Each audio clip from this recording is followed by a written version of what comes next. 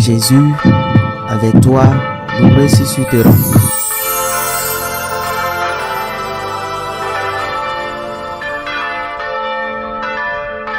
Le Seigneur soit avec vous. Et avec votre esprit. Évangile de Jésus-Christ selon Saint Jean. Gloire à toi, Seigneur. En ce temps-là, Jésus disait à ses disciples, « Puisque vous me connaissez, vous connaîtrez aussi le Père. Dès maintenant, vous le connaissez et vous l'avez vu. » Philippe lui dit, « Seigneur, montre-nous le Père et cela nous suffit. » Jésus lui répondit, « Il y a si longtemps que je suis avec vous et tu ne me connais pas, Philippe. Celui qui m'a vu a vu le Père. Comment peux-tu dire, montre-nous le Père? Tu ne crois donc pas que je suis dans le Père et le Père est en moi? Les paroles que je vous dis, je ne les dis pas de moi-même. Le Père qui demeure en moi fait ses propres œuvres. Croyez-moi, je suis dans le Père et le Père est en moi. Si vous ne me croyez pas, croyez du moins à cause des œuvres elles-mêmes. Amen, amen, je vous le dis. Celui qui croit en moi fera les œuvres que je fais. Il en fera même de plus grandes, parce que je pars vers le Père, et tout ce que vous demanderez en mon nom, je le ferai, afin que le Père soit glorifié dans le Fils. Quand vous me demanderez quelque chose en mon nom, moi, je le ferai. Acclamons la parole de Dieu. Louange à toi, Seigneur Jésus. Chers frères et sœurs, quelle consolation, quelle joie, quelle merveille d'écouter le Seigneur dire, tout ce que vous demanderez à mon nom, moi je le ferai. Tout ce que vous demandez à mon nom, moi je le ferai. Si vous ne me croyez pas, croyez au moins à cause des œuvres elles-mêmes. Quelle consolation! Dieu te dit tout ce que tu lui demandes, il le fera. Aie seulement foi et confiance. Mets seulement ta foi et ta confiance dans le Seigneur.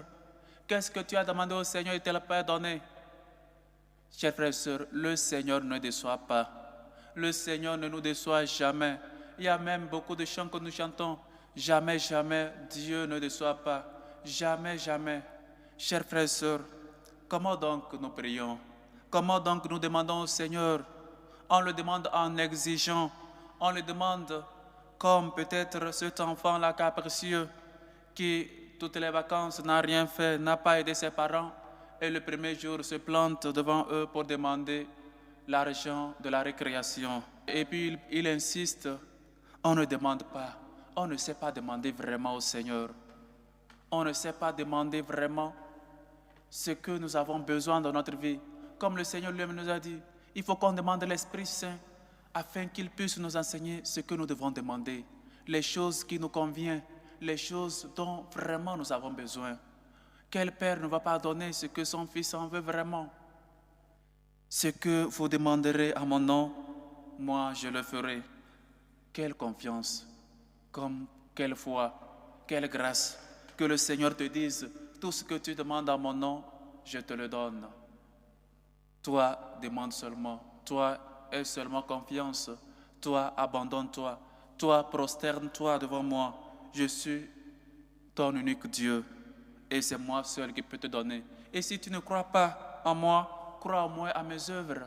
Les œuvres que nous faisons rendent témoignage.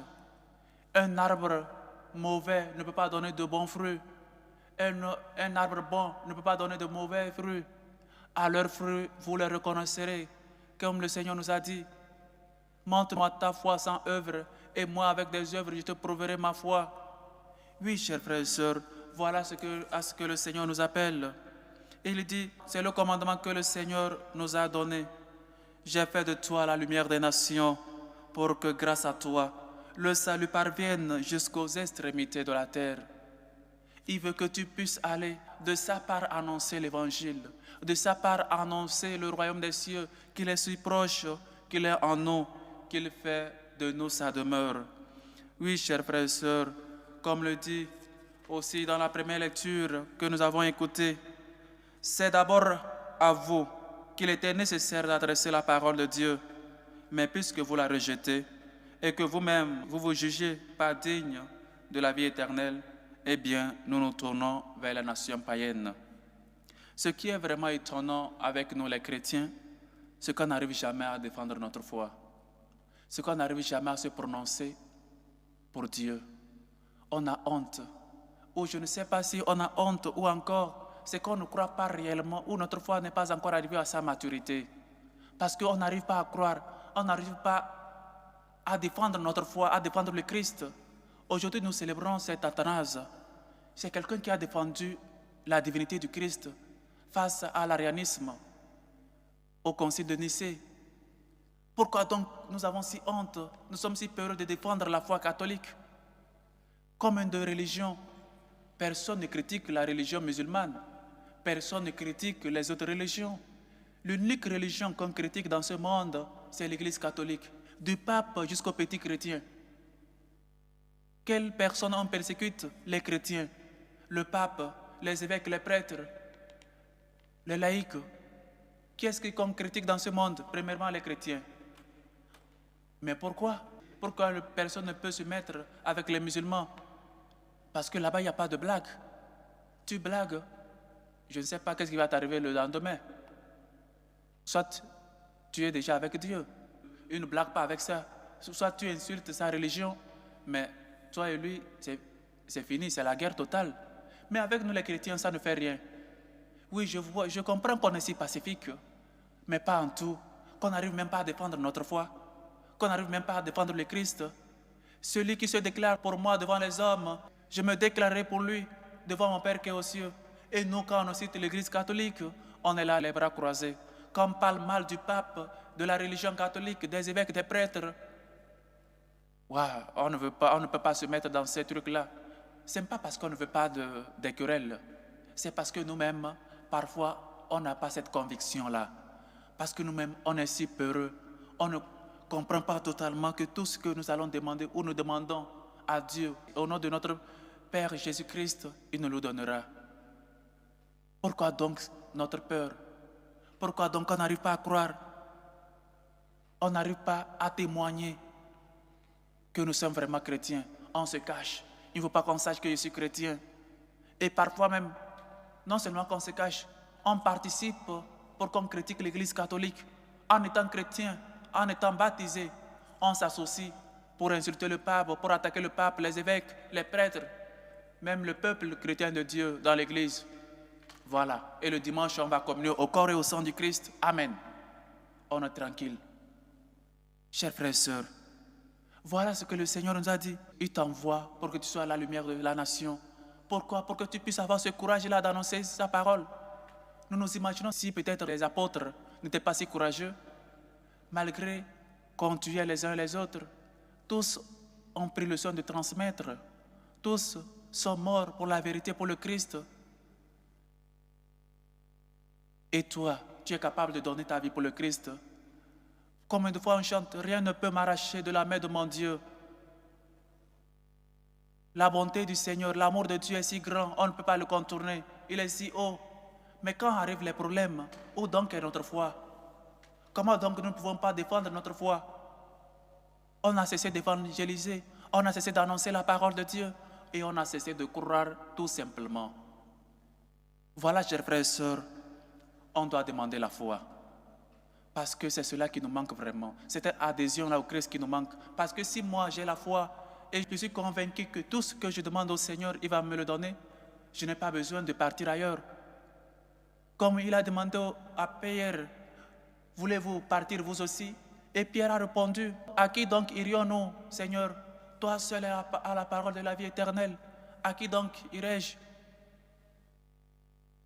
Et nous sommes capables d'aller, de marcher, d'aller loin du Christ, expérimenter pas mal de choses, faire du péché et après revenir.